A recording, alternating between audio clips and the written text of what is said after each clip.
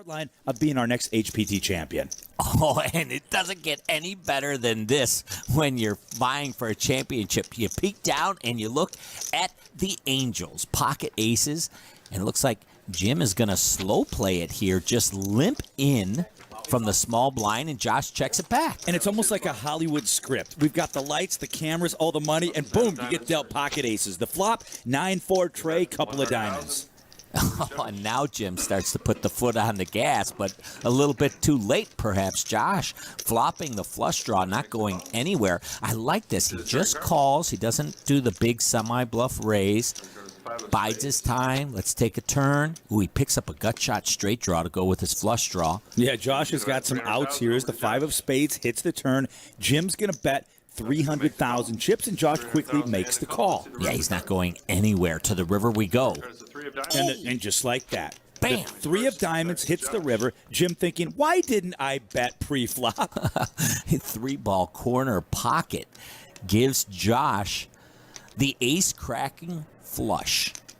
Now going for value here. Looks like, what kind of value bet here? 600, about a little heavy, a little, I like it though. But is he going to get called by aces? So hard to lay pocket aces down. No matter what the board reads, you get blindsided. He does make the call. And look at this. Josh takes the first pot of the night. Yeah, Jim doesn't like the way this final table started off. He liked it when he had the pocket aces, when he looked at them. But Vic's 38 years old, originally from India, now lives in San Francisco. And he's got aces. It's a horrible hand. Sit back and watch the magic happen with pocket aces. Aces under the gun, raises it to 51,000. Now let's see if he can find any fish in the water after he's put the hook in. Randy folds, Dan folds, James lays it down. Now we're on to Trevor. Trevor's got 10-3 of clubs in the small blind. And poor Vic, he raises it with aces under the gun and no action so far. And I don't think he's going to get any here from Mike. Although Mike is the chip leader, he's already in the big blind for 24,000. Got to figure all the rest of the hands at this table were absolutely terrible. They all folded, so let's give this a try and see a flop. Well, 8-4 is going to see a flop. As you can tell by my commentary there, I'm a terrible poker player. I lose a lot of money because things like this happen. Flop is King, Jack, 8. Michael does pairs 8. Vic way ahead with the wired aces. Michael checks. So, that's usually where I'm firing the bet, and then I get raised, and I have to fold, and there goes more money. But Vic checks. Here comes the turn, and that's why you play 8-4 in the big blind. Unlucky turn card for Vic here. He's trying to trap Michael into making a play, and unfortunately he's turned 2 pair. And Michael's going to bet it, makes it 83,000 to go.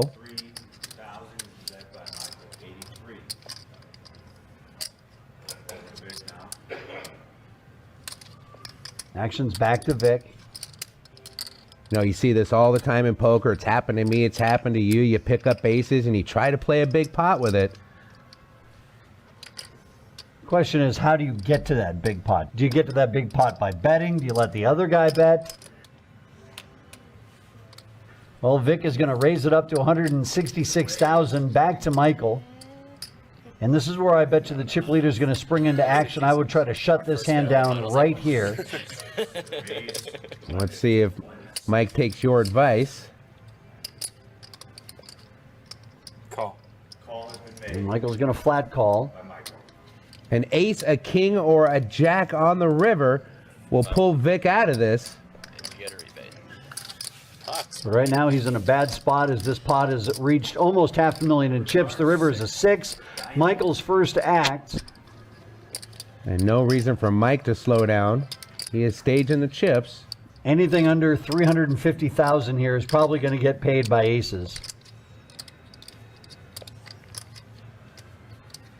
And Mike is going to fire 225. That's a good size bet in my opinion. This is going to be tough for Vic to get away from. And this is what it looks like when you have a feeling like you just messed up playing aces. Take a look at Vic. We've all been there. Well, that's where Michael's bet size is just pretty much perfect. He can't fold. And Michael's going to roll over the 2 pair, and Vic's going to see he got unlucky on the turn. And, yeah, you just got to kind of roll with it there, my friend, and lick your wounds, come back for another hand. It's that situation where you say, yep, great, I let him get there. If I bet the flop, he probably folds. If you enjoy our videos and would like to see more, make sure to check out the links in the description. And also, make sure to comment below what you would like to see next, and we will work on your ideas as soon as possible. Anywhere he wants to go. Nemi makes it 80,000 to go with fours here. He's been fairly active so far at this final table, but it's all been pretty standard spots. So now we are over to Amari Love and pocket aces. Amari's definitely found a hand that he wants to get involved with, but he is just going to flat call this raise, being a little bit sneaky here, slow playing these aces pre-flop.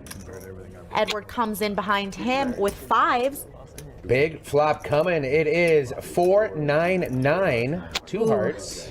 And this is a bad flop for Amari. As you can see, Nemi has out-flopped him, flopping the boat here with fours full of nines. And they both check it over to him. Nemi decides that he's just going to bet. He's not going to slow play this because it's very hard for people to just put him on a flop boat here. No. I think I would have checked there. It's a multi-way pot. You weren't the original raiser pre-flop. You know someone's going to fire on the turn. I think an argument could be made for Nemi to do both things.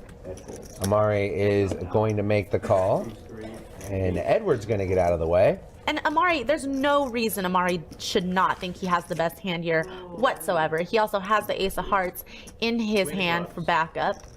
The turn is the queen of clubs, and Amari's going to check it over to Nemi again.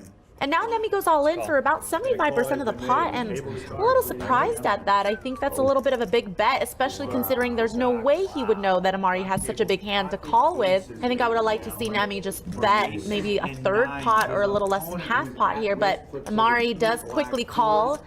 He has no reason to think that he was out-flopped in the way that he was. And now Amari needs to find an ace on the river, which does not happen. It's the 5 of hearts. And there was nothing that Amari could do there. I think he played his hand really well, and Nemi just got left. Is somewhat short. He's got about 15 big blinds, so if he does play, he is going to go all in, and you know, you probably want to play aces. Yeah, definitely. Now over to the 9 seat of Chris. He's going to fold, as does the 1 seat. They all get out of the way, but Jonathan is going to make the call with his ace-queen. He's going to flip over the cards, and he's a little surprised, but he's behind here as Jeff's got aces going up against his suited ace-queen. Jeff's kind of got that mad scientist look to him at the final table. So Jeff here all in and ahead for his tournament life, trying to make history being the back-to-back champion here at Commerce.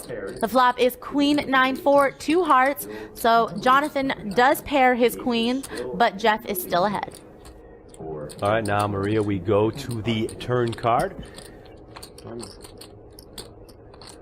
And the turn card is the 4 of spades. So Jeff Madsen looking good here to double up and keep his tournament hopes alive.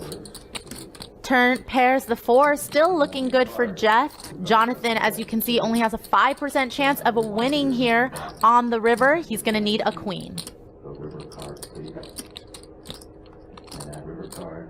And the river card, Maria, is the queen of clubs. And just like that, you saw the graphic before the river card, 95% Jeff was to win the hand, but the queen of club comes on the river, and Jonathan is going to win this hand and knock out Jeff Madsen. Extremely unlucky here for Jeff. You could see he's very disappointed. He was obviously hoping to have a chance to win again here at Commerce, and it just never feels good to go out like that. I still can't get over Sean laying down pocket kings there. I mean, no reason to, but he did it anyway.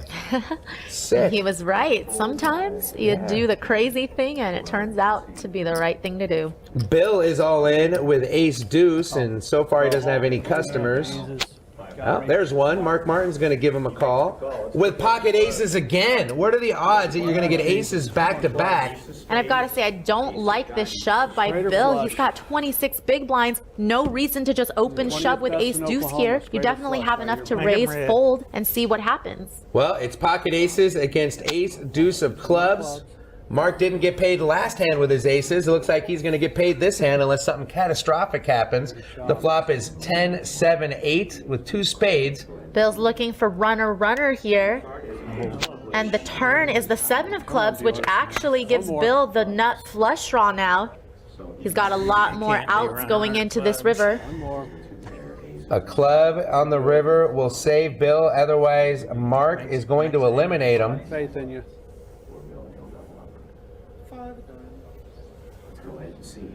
One more. And here comes the all-important river. It is a club. Wow. The jack of clubs on the river is going to give Bill the nut flush, and he's going to crack aces. Boy, if I'm Mark Martin, I fold aces from now on. Yeah, I Can't mean, win with him.